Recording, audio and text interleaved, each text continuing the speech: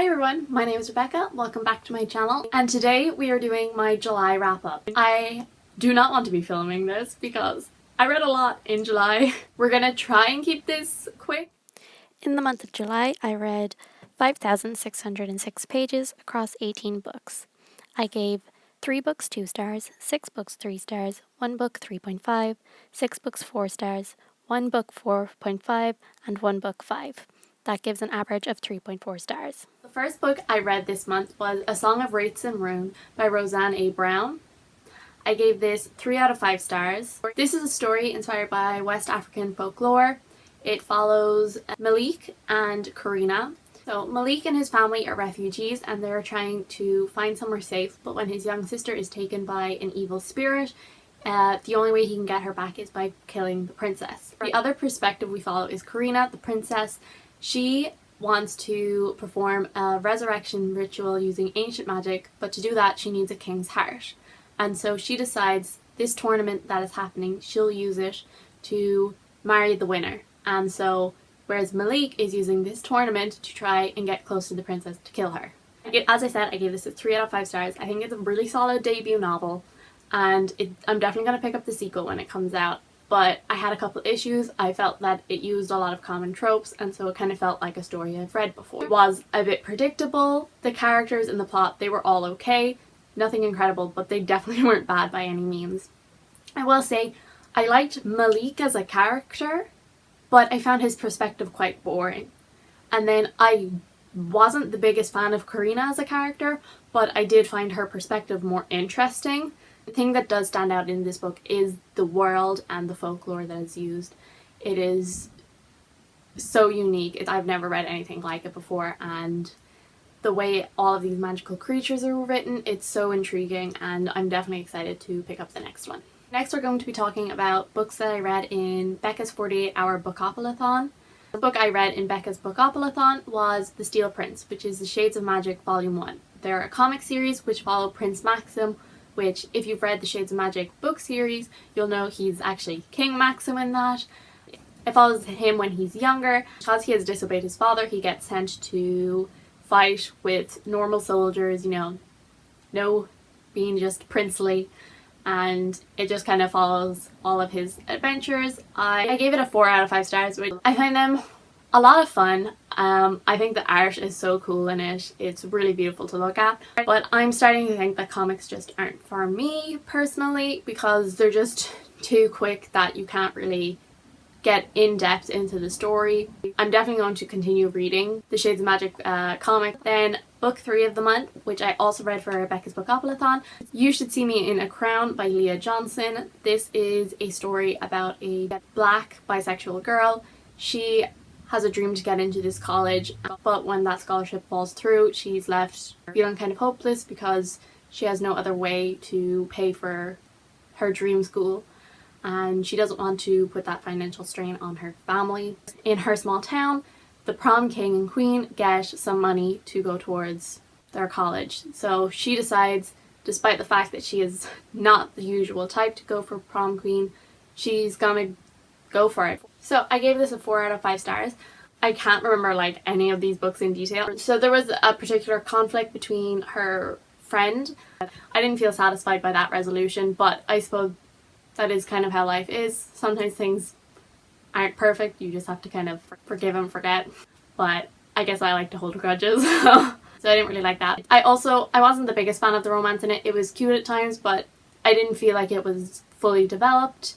But it did definitely have some adorable moments in it, but probably my favourite part of it was the family relationships in it. And then also in this book, one of the people running for prom king was her childhood best friend. As you follow the book, you find out why they are no longer friends. Really adored that friendship. I love just a platonic friendship that doesn't evolve into romance, and I thought it was absolutely adorable. It was a really good book. I definitely enjoyed a lot of it. So book number 4, which I also read in Becca's 48-hour Bookopalathon, was Beneath the Sugar Sky by Seanan McGuire. This is the 3rd book in the Wayward Children series. I've been kind of reading around 1 a month. So in this one we're back at Eleanor's school, and when a girl basically drops from the sky saying that she's the daughter of someone who should not be around. Basically, a bunch of them have to go and try and right this wrong in history. I gave it a 3 out of 5 stars. The second book was definitely my favorite so far. So this is probably my least favorite. I think I gave the first one 3.5, the second 4, and then this one a 3. There's nothing wrong with it, but sometimes I just feel like they're not fully developed, which they are short, so that's fine. In this, they go to like a nonsense kind of candy world, and I guess if I was one of these children going through a door, that would not be the place I would be going to, so it wasn't really a world that I was that interested in, though the way she described it was very magical, and that is something in all of her books. The way the atmosphere is described and all of that is really like incredible and so magical. I didn't really care about these characters that much. Then book number 5 is The Dark Vault by V.E. Schwab, which is a bind up of the Archived and the Unbound. So I actually read the Archived earlier on in the month, but then I read the Unbound. Well, I read the majority of the Unbound during Becca's 48-hour bookathon, but I didn't get to finish it. I gave the Archived 4 stars and I gave the Unbound 4.5 out of 5 stars. I'm constantly surprised when I read old V.E. Schwab books because I'm like, there's no way they're going to be that good. They're really early works. And then I'm always surprised and I always end up really enjoying them. So basically in this story, when people die, your body is basically placed on a shelf, like in a library. And so everyone's memories and their knowledge and all of that is stored forever in your body. And only these particular librarians can read your story and read your body and whatever. And so all of these bodies are called histories. And so Mackenzie Bishop is a keeper, so her job is to make sure that if one of these histories wake up from their sleep, she has to make sure that they are returned to the archive, following her as things start to go wrong in the archive and she has to kind of try and fix them. I really enjoyed both of these books. The characters are really wonderful and the plot twist at the end of the first book was like, what? And then the second one I enjoyed slightly more than the first one, and I just found it a lot more fast paced and I was much more like invested in it because I already know this characters, and I really hope that she will someday bring out a third one. I know she has kind of like talked about it in the past. I will hope that I can get more because I really love the characters and the plot and just the world. I find it so interesting. So book number 6 that we're going to be talking about is Loveless by Alice Oseman. This is her newest novel. This is an Arrow Ace story. It follows Georgia. She's going into her first year of university and she is in love with love and she wants the story that her parents have, her brother has, that they find this person who's meant for them. She loves reading fan fiction, she loves watching romantic movies, but she kind of soon realizes she's never had a crush and she feels like there's something wrong with her. While trying to figure out who she is, she kind of causes a lot of drama within her friend group and she has to deal with A, figuring out who she is, and B, trying to make sure that she doesn't ruin her friendships forever. I gave this a 4 out of 5 stars. It did actually get me tearing up at some parts. It was going to be a 5 star, but when I finished it, I just didn't feel like it was a 5 star for me, which usually if a book makes me emotional, makes me tear up, which rarely happens, usually it's like nearly an automatic 5 star, but for some reason when I finished, I was like, I don't know why, because I loved this book, but I don't think it's a 5 star. I'm really not sure why that is. There's a lot of pop culture references, which I'm not the biggest fan of when they're in books, and I'm definitely going to try and reread it, probably even before the end of the year again, to try and pinpoint why I didn't give it a 5 star, or maybe if I reread it I will give it a 5 star. I don't know, but it focuses a lot on platonic love, which is something I love. I love friendships. And yeah, I think it's a really beautiful story. And I would definitely recommend it. Now we are officially getting into the reading rush stuff, which I did do a video for all that, which I will link. I read 9 books during this, so let's get started. So the first book I read was Night of Knives by V.E. Schwab. This is the second comic in the Shades of Magic series. Just a continuation, can't really say much. I gave this a 3 out of 5 stars. The same things that I kind of said about the first one. They're a lot of fun, they're really quick to read, and I think the art is beautiful. But that's it.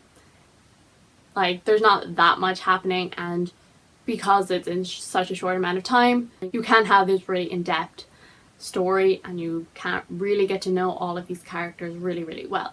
Then the next one I read was Nick and Charlie by Alice Oseman. This is a novella about Nick and Charlie. If you didn't know, they're in her first book, Solitaire, and they are also in Heartstopper. In Nick and Charlie, they're together around 2 years, so it's a good bit after Solitaire and Heartstopper. And Nick is preparing to go off to university, and Charlie is still in his final year of school, and so he's worried about what's going to happen to them. This is coming out in book format, and I know that Alice Oseman has changed something in it, something fairly big, because she mentioned it on Twitter, but I wanted to read the original version on SCRIBD before I went and bought the new one, so I could kind of compare them. So again, this is a 3 out of 5 stars. Kind of like with the Shades of Magic comics, it was something quick and easy to get through, and I already know and adore these characters, but it didn't add that much to the stories. It was like a nice fun time with some characters I love, but nothing particularly interesting happened. So then book number 9 is All Boys Aren't Blue by George M. Johnson. So this is a memoir, and it features some stories about growing up Black and in the LGBTQ plus community in America. I gave this a 4 out of 5 stars. It is a book that I would recommend to absolutely everybody. It is one of the first memoirs I've ever read, and I do think it contains some really beautiful stories and beautiful messages. But my complaint with it is that I felt that a lot more of the emotional stories were in the first half of the book, and so it kind of started to lose its impact as you went on, because the stories that had that real emotional punch I thought were at the first half of the story. But that could just be me. Maybe there's probably plenty of people out there who think it gets more emotional as it goes on, so that's definitely a personal preference thing. And then my other thing is, I do think he kind of repeated himself a lot. He would tell a story and then he would repeat what his message in that story was, which I think he didn't need to, because I think the way he told the stories was very well done, and that he did really explain what he was trying to get across. But I can understand why he would want to make sure that you get the point that he's getting across, so I can't really hold that against the book. Then book number 10 that I read this month was This Winter by Alice Oseman. This is another short story with the characters from Solitaire, but it's more focused on Charlie, his sister Tori, and their little brother. So this is set during Christmas.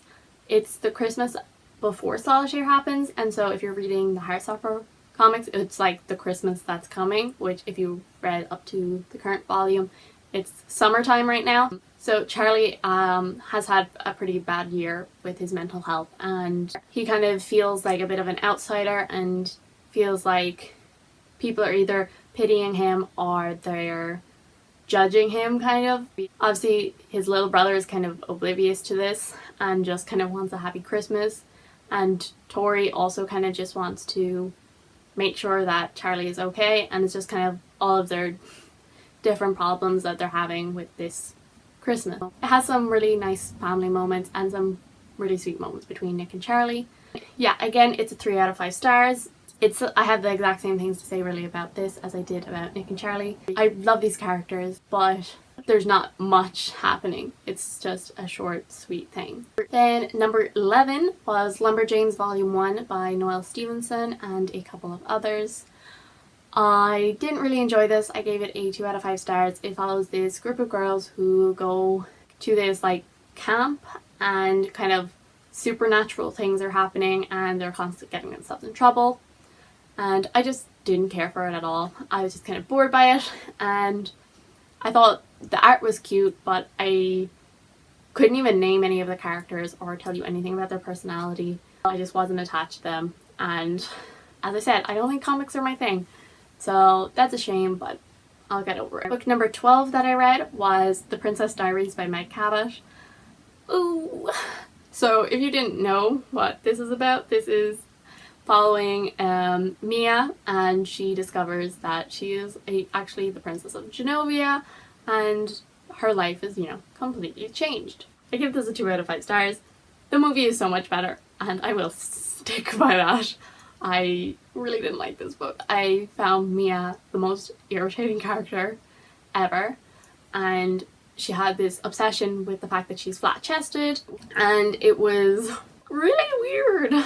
Also, this is a YA book, which it reads very middle grade. Apart from the fact she's always talking about like her chest and all of that, it's really, I would have considered it a middle grade. And like I definitely wouldn't have read it when I was like over 13. Like, well, I did. I read it when I was over 13. I read it now. Yeah, I was really surprised by that because I remember reading her other series. I don't know, was it Airhead or Airheads or whatever. It was about a model who got like a brain transplant or something. It was weird, but I read that when I was like 10ish, and that was like on the same shelf as the Princess Diaries, so I would have thought it was like around the age of 10 kind of a read, not like 13ish, but obviously it is. But I suppose YA has developed a lot since 2000 when this book came out, so I guess that's probably why. I don't think it aged really well. There were certain bits that I was like, you don't say that anymore. The movie's so much better. Like, Lily is a better friend in that. Like, Lily was horrible in this. Also, the father is actually alive in this book. The grandmother is such a cow in this book. I was like, what? Because, like, Julie Andrews, like, and I was like, this isn't Julie Andrews. And yeah, and I also didn't like Mia. So basically I just didn't like any of the characters, and the movie actually made them likable, so good for the movie. So book number 13 that I read this month was Tahanu by Ursula Le Guin. I was reading this for Le Guin Along, hosted by Ashley at Acrylic Through Fiction, but she has cancelled it because none of the hosts were enjoying it, and they were kind of getting a lot of hate because they didn't like the books, and it's classic fantasy, so it's like a crime to not like it, which I also didn't like them. But I had picked it for the first book you touch, so before it was cancelled, so I was like, well, I guess I'm choosing it. And I actually really liked it. I gave it a 4 out of 5 stars. And by really liked it, I mean, compared to the other books, I was like, this is fabulous, this is brilliant.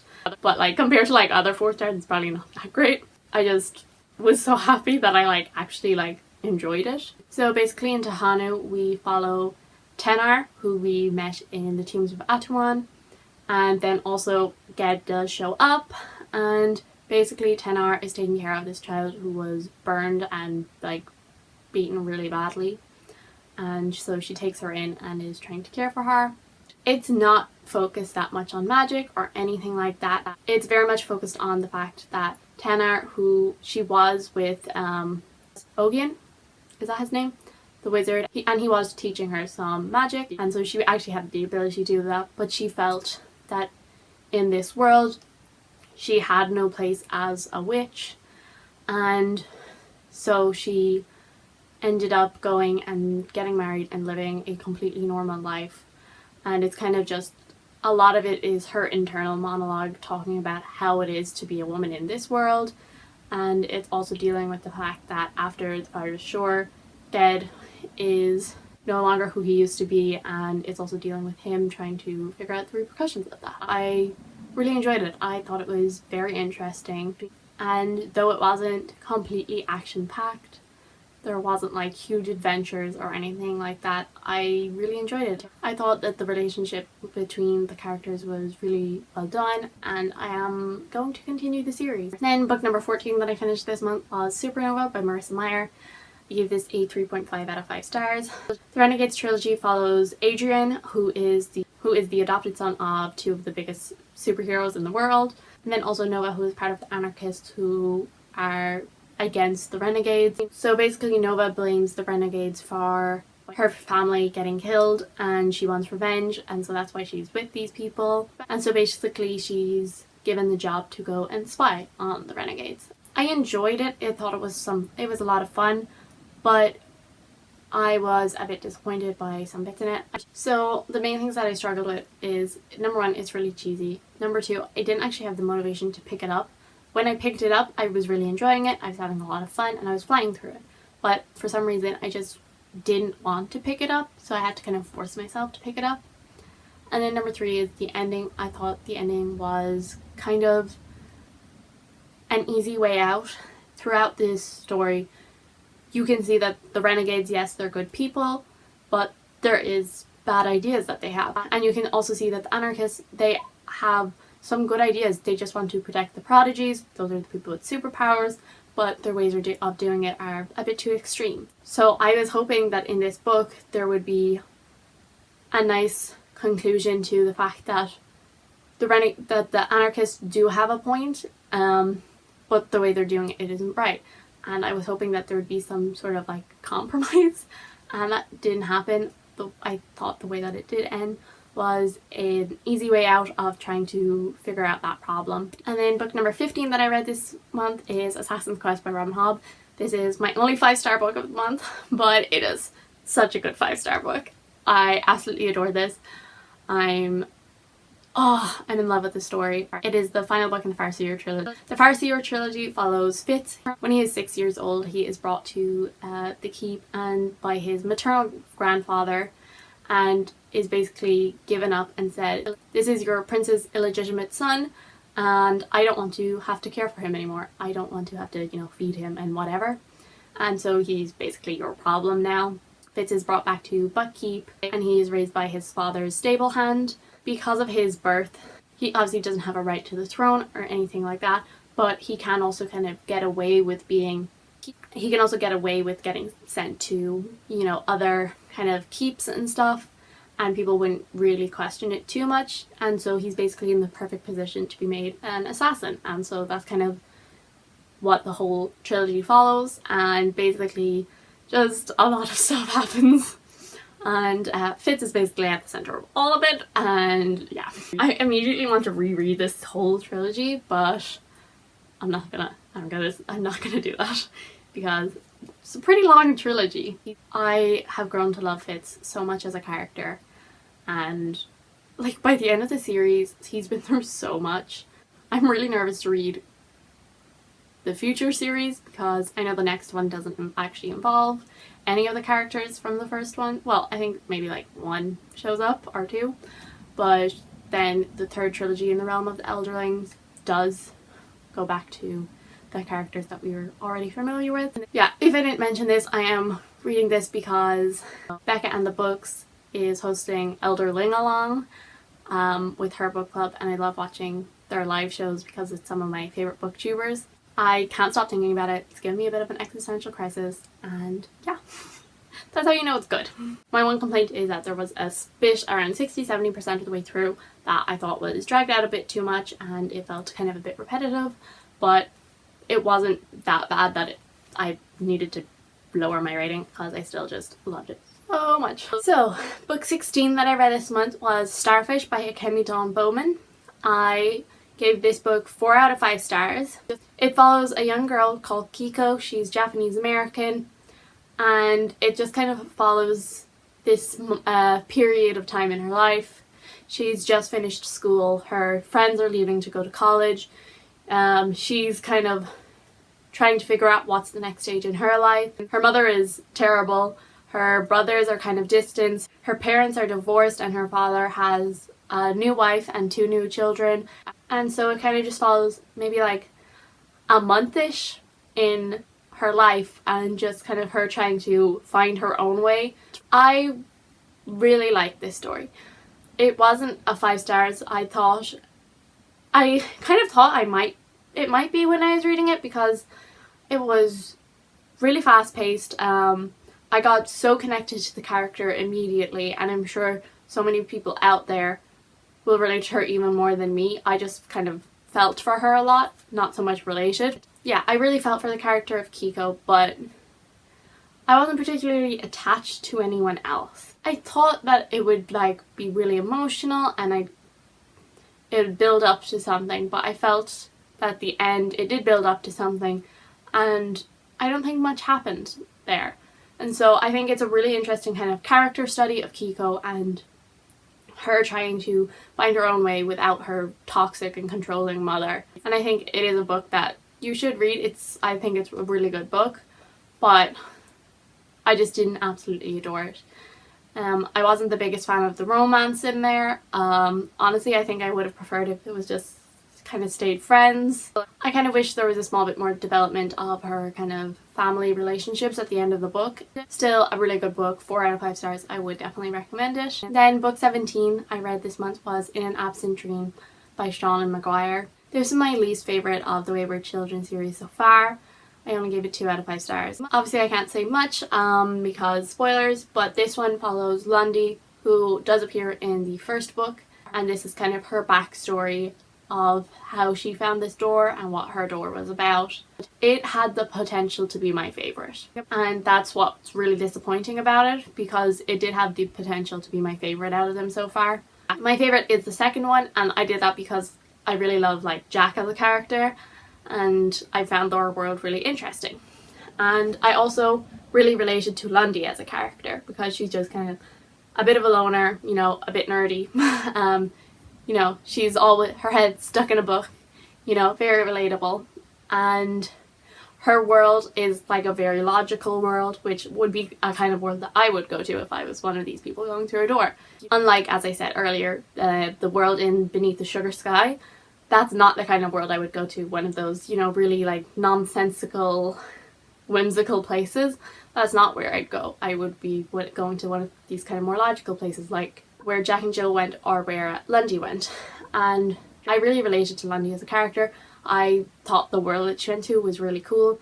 And then also a huge struggle in this book is she feels that she belongs in this place where this door is, as almost everyone does, but she's struggling letting go of her. She's struggling to let go of her life that she has on, you know, normal Earth. I can totally get that, because I would also, like, of course I'd want to go through a magical door to a magical land, but, you know, I love my family and all that, and so it really had the potential to be my favourite of the series so far, but it was a bit of a letdown. A big complaint for all of the books in the series is that they're too short and that they kind of skim over things, and I never really noticed it. Like, okay, they might skim over a little, but I feel like usually they're okay with, you know, giving details of like their adventures and all that. But in this one it was so noticeable. Like, we're just told, oh, she defeated this person during her 2 years there, and then it's 2 years later and she's doing this, and it was just these huge gaps. We're showed she is friends with this person and we saw absolutely none of it, and I would have liked to see those adventures. Or kind of, if you don't want that to be the focus of the story, don't mention them at all. Like, either mention them and go in depth into what these adventures were, or don't mention them and just make it be a story about her struggling to choose between these two worlds. A bit of a disappointment, but I'm going to continue with the next one anyway. Book number 18 I read this month was Giant Days Volume 1 by John Allison. I know that I've said a load of times that I think I'm going to give up on the comics, but I actually quite enjoyed this. I gave it a 3 out of 5 stars. So Giant Days follows 3 girls as they have started university, and they kind of became fast friends, and then it's just a story about their friendship and them trying to keep each other out of trouble or trying to cause trouble. Unlike with Lumberjanes, because with that one, even after reading the like 100 whatever pages, I couldn't differentiate them, I thought, or even name them, whereas I did think that Giant Days did a better job of introducing these characters. I know who they are, and they did have kind of definite personalities to me, and I actually like laughed at that a couple of times. I think this is a series that I could like. I don't think I'm ever going to be like the kind of person who like binges, but like for like readathons, or for, you know, if I just have like one day left in the month and I just want to fit something quick in, these are great. These will be a great thing to just squeeze in. It's nothing mind-blowing to me. As I said, I don't think comics will ever be something that I'm really into. I'm gonna like probably continue those. Again, it'll only really be when I'm doing like readathons or whatever. I don't mind graphic novels, and I think that's because they're bigger. So whereas in comics they're trying to do stuff in a lot shorter time, and that just doesn't really do it for me. So I really need to start taking notes when I finish a book, because looking back on the books that I read at the start of the month, I was like, I can't remember anything about you. I can't remember what I thought. And that's not good, because then I have to like try and scramble my brain to try and figure something out. So I'm definitely going to start doing that. Also, I want to know if you prefer when your wrap up is in chronological order or whether the person does it from like the least favorite book of the month to their favorite book of the month. Tell me which way you prefer wrap ups done. I like both, and I'm trying to decide which way I want to do them. I hope you enjoyed this awkward attempt at a video, and if you did, subscribe, and I will see you all in the next one.